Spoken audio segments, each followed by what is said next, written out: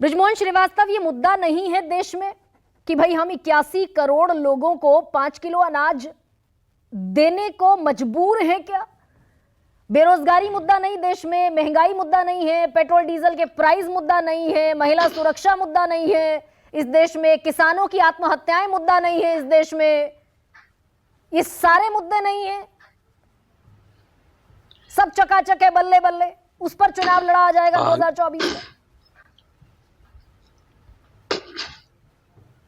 हाँ गरिमा जी, सबसे पहले तो मैं आपके चैनल के माध्यम से चुनाव आयोग को इस बात के लिए बधाई देना चाहता हूं कि आज उन्होंने इस बात की घोषणा कर दी कि 4 जून को हमें एक नई सरकार मिलेगी और 7 चरण में जो उन्होंने चुनाव का कार्यक्रम दिया है, राष्ट्रवादी कांग्रेस पार्टी की ओर से मैं इसका स्वागत करता हूं।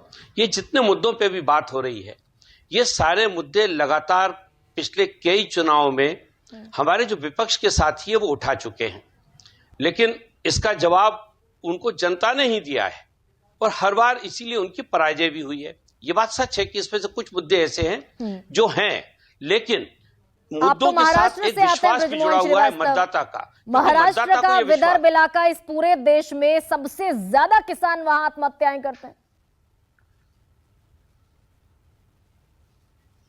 देखिए गरिमा जी, मैंने कहा ना कि मुद्दों से मैं इनकार नहीं कर रहा, मुद्दे जुड़े हुए हैं विश्वास के साथ। विश्वास क्या है मतदाता को? कि उनको ये पूरा विश्वास है कि अगर देश में एनडीए की सरकार बनेगी जिसका नेतृत्व आदरणीय नरेंद्र मोदी जी करेंगे तो हमारी समस्याओं का समाधान भी हमको मिलेगा।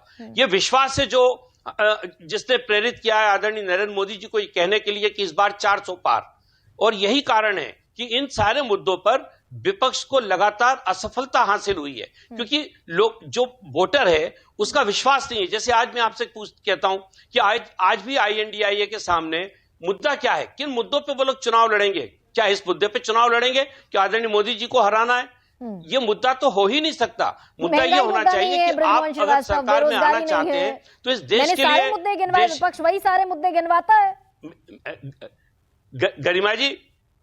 गरिमा जी, मैंने आपसे कहा ना कि इन सारे मुद्दों पे इसके पहले भी ये लोग चुनाव लड़ चुके हैं। दूसरा, मैंने आपसे ये भी कहा कि ये मुद्दे हैं, इसमें से बहुत से मुद्दे हैं, मैं इससे इनकार नहीं करता। लेकिन जैसे अभी आपने कहा कि 80 करोड़ लोगों को अन्न दिया जा रहा है, ये जो एक्ट है, ये एक्ट तो यूपीए लेकर आई थी और उस समय 30 करोड़ लोगों को अनाज मिलता था। आज अगर एक आश्वासन देश का है, वो संसद का है, वो हमारे संविधान का है कि हम लोगों को भोजन देंगे और ये काम हर सरकार को करना है।